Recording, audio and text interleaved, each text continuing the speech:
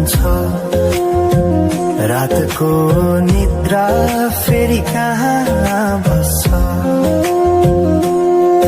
तिम्रो आँखा सम्झदा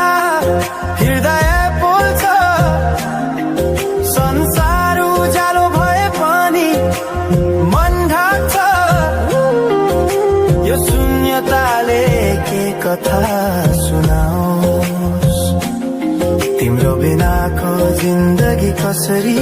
चलाओस् माया अझै बग्छ समयको धारमा